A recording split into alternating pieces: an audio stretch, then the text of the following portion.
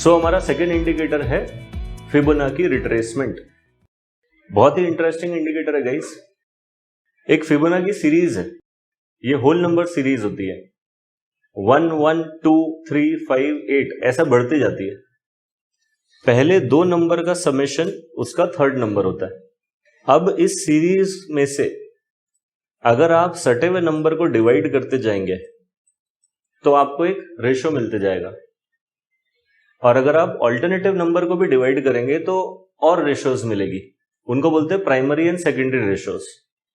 तो उसमें से एक रेशो सबसे इंपॉर्टेंट है और वो है 0.618। इसको गोल्डन रेशो बोला जाता है और इसको मैथमेटिक्स में फाई बोलते हैं, राइट। और ये गोल्डन रेशो इसीलिए है क्योंकि ये नेचर में हर जगह पे मिलती है, यानी कि इस प्रोपोर्शन में बहुत सारी चीजें। तो आपके फिंगरप्रिंट्स से लेकर आपकी ह्यूमन बॉडी की जो डायमेंशंस है वो सब फिबोनाची रेशोज में बैठती है। अगर आप इसको थोड़ा डिटेल में समझना चाहें तो गूगल करिए fibonacci ratios examples in nature. If you are interested just google it, you will get lot of examples. अब स्टॉक मार्केट में इसका कैसे उपयोग करते हैं वो समझिए। तो 0.618 का जो अधूरा हिस्सा है, सेकेंड हिस्सा, वो है 0.382। तो ये दो रेशो हो गई और एक बीच का बंदर विच इज 50। तो तीन रेशोज हैं जो बहुत इंपॉर्टेंट है। ऐसे बहुत सारी और है, 0.76 है, 0.24 है, बट ये सब सेकेंडरी रेशोज हो गई। आपको काम है से तीन रेशोज का। तो उसको सरलता में बोलेंगे परसेंटेज में तो 38, 50, 62, यानी कि 38, 50, 62। 61.8 को हमने राउंड ऑफ कर दिया 62 पे।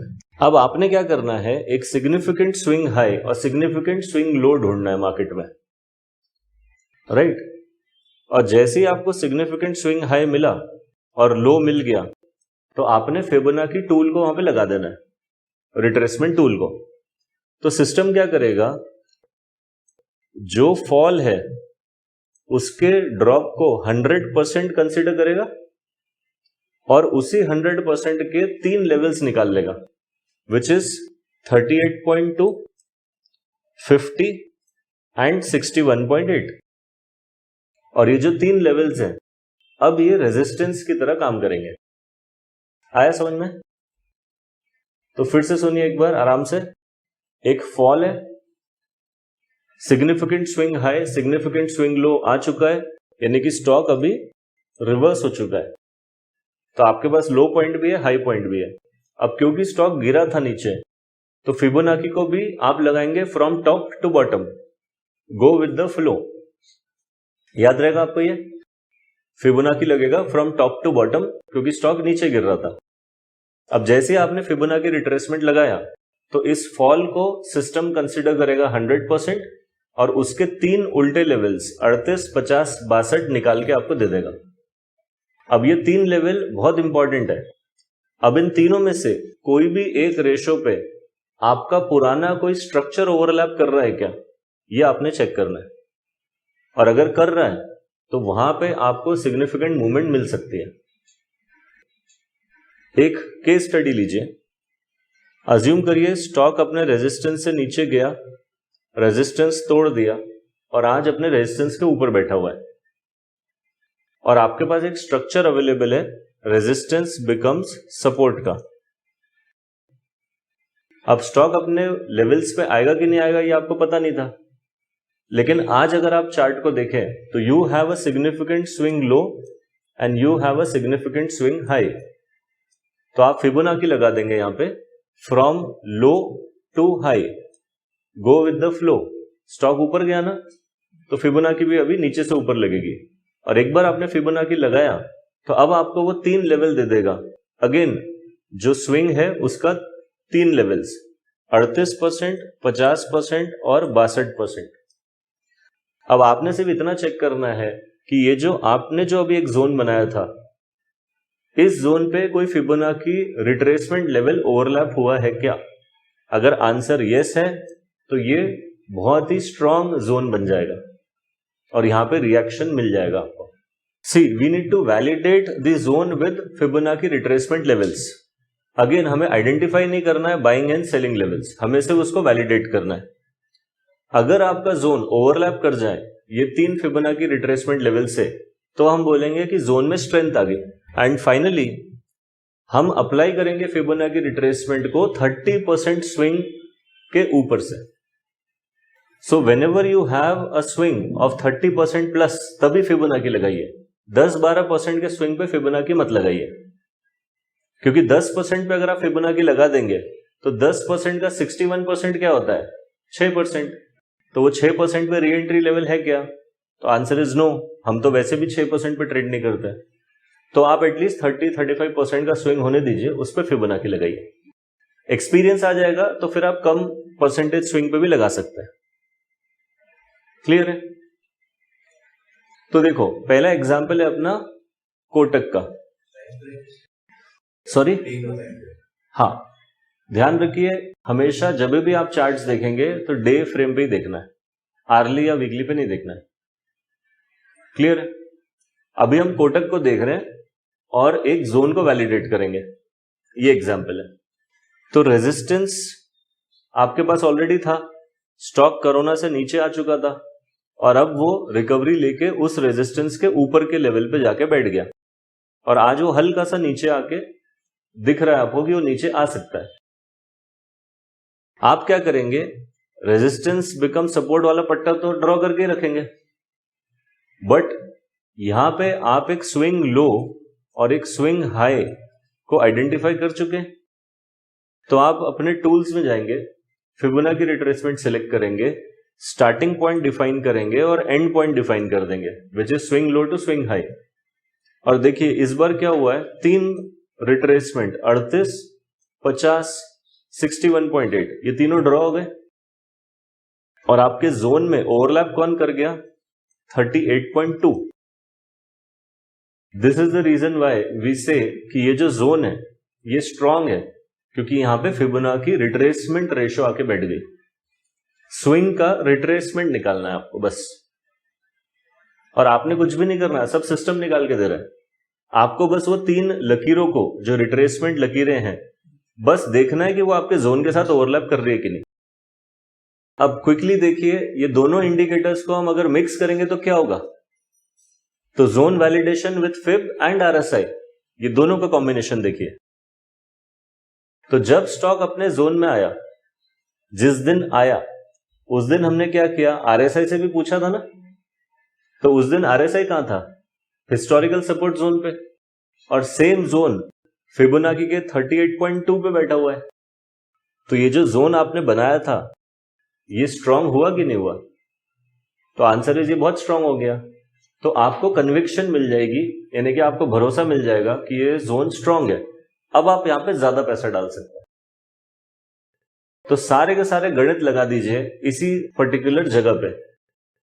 देखिए कोटक बैंक टीओटी 10+ का स्टॉक है, अप ट्रेंड स्टॉक है, अच्छा स्टॉक है, मतलब स्ट्रक्चर जो है वो रेजिस्टेंस बिकम सपोर्ट है। ट्रेड अवेलेबल 17 से 18% का था, तो ट्रेडिंग मैट्रिक्स ने भी ओके कर दिया था। हमने इसको वीकली चार्ट पे भी देखा होगा, तो वहां पे वीकली चार्ट पे भी रेजिस्टेंस बिकम सपोर्ट का ही स्ट्रक्चर दिख रहा होगा। फिर हमने इंडिकेटर से पूछा आरएसआई से, तो इंडिकेटर भी सपोर्ट पे ही है आरएसआई।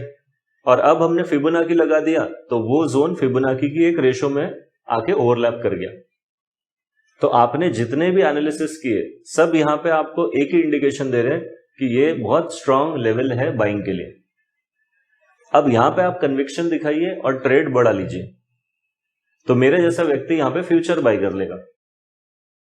और जो व्यक्ति कैश में बाई करता है, जो 2 टुकड़ों में बाई करता है, वो 2 टुकड़े के बदले एक ही साथ दोनों टुकड़ों को यूज करके बाई कर लेगा, यानी कि आप ज्यादा कन्विक्शन दिखाएंगे यहां पे। Are you okay with this?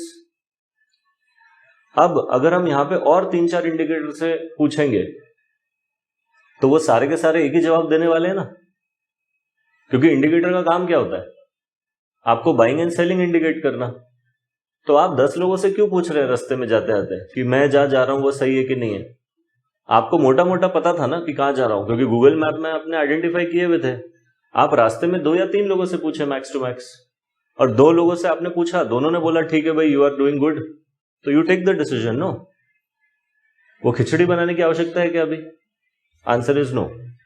और ध्यान रखिए, हमने इंडिकेटर को आइडेंटिफाई करने के लिए यूज नहीं किया, हमने ऑलरेडी वो जोन आइडेंटिफाई किया था, स्टॉक ऑलरेडी हमारा आइडेंटिफाइड था, हमने सिर्फ इंडिकेटर को यूज किया वैलिडेट करने के लिए। और आपको सिर्फ इसीलिए ही यूज करना है इंडिकेटर को, only to validate the entry zones, that's it.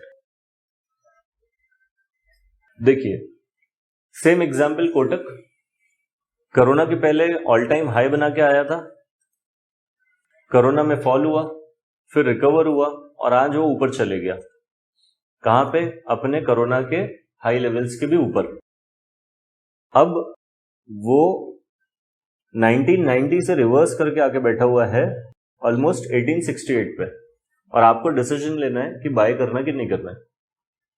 सो यहां पे देखिए सिग्निफिकेंट स्विंग हाई तो दिख रहा है आपको, सिग्निफिकेंट स्विंग लो दिख रहा है आपको 1250 के आसपास। तो सिग्निफिकेंट स्विंग लो, सिग्निफिकेंट स्विंग हाई, ये आपके पास दोनों अवेलेबल है। स्टॉक नीचे गिरेगा क्या 1700 के लेवल्स पे, ये आपको पता नहीं है, वही आप वैलिडेट करना चाहते हैं। तो आप क्या करिए, टूल्स में जाइए, यानी कि ड्राइंग टूल्स में, और फिबोनाची रिट्रेसमेंट सिलेक्ट कर लीजिए,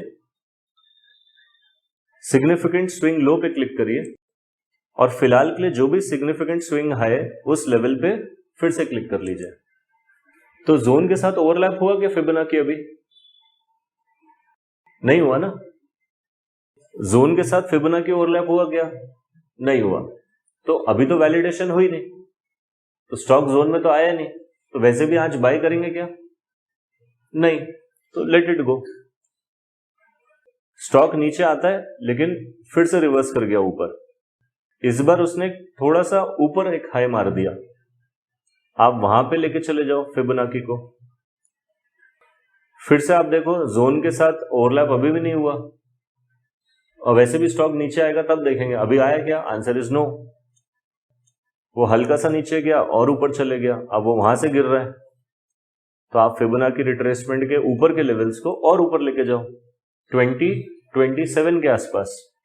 अब देखो क्या हुआ, जो आपने 17-20 का जो जोन निकाला था वो किसके साथ ओवरलैप कर गया? 38.2 के साथ। अब आपको थोड़ी पता था कि ये स्टॉक इस जोन में आएगा, लेकिन अगर आया तो आप क्या बोल सकते हैं, ये जोन में फिबोनाची की एक रिट्रेसमेंट रेशो आके बैठी हुई है, hence this zone is a strong zone. Clear हुआ? हमको पता ही नहीं होता कि स्टॉक उस जोन में आएगा कि नहीं आएगा, लेकिन आप वेट तो करिए उसका आने के लिए, और अगर आ गया तो जोन तो स्ट्रांग है, तो naturally you will see reaction. और जब स्टॉक इस पर्टिकुलर पॉइंट पे आया 17-20 पे, तो आपने ठीक उसी समय किससे पूछा होगा? आरएसआई से। तो जब हमने आरएसआई से पूछा कि भाई आप कहां पे बैठे हो, तो आरएसआई ने क्या बोला? मैं अपने हिस्टोरिकल सपोर्ट लेवल्स पे बैठा हूं। तो आरएसआई अपने हिस्टोरिकल सपोर्ट लेवल्स पे, इसका मतलब है आरएसआई नीचे नहीं जा सकता, और आरएसआई को नीचे लेके कौन जाता है? अकेला प्राइस। तो आरएसआई नीचे नहीं जा सकता तो प्राइस नीचे नहीं जा सकता। तो इनडायरेक्टली हम क्या बोल रहे हैं कि प्राइस एक तो साइडवेज जाएगा या ऊपर जाएगा। और अगर मैं कैश मार्केट में बाय कर रहा हूं या फ्यूचर मार्केट में बाय कर रहा हूं, तो दोनों परिस्थिति में मुझे नुकसान नहीं होने वाला। ऑप्शंस में नुकसान हो सकता है, क्योंकि अगर साइडवेज गया तो मेरा प्रीमियम डिके हो जाएगा, लेकिन कैश मार्केट में जहां पे टाइम की कोई पाबंदी नहीं है, और फ्यूचर मार्केट क्योंकि अगर नीचे नहीं गया तो मुझे लॉस नहीं होता ना, तो इन दोनों मार्केट में मुझे कोई लॉस नहीं होने वाला। तो वैलिडेशन हो गई ना आपके जोन की।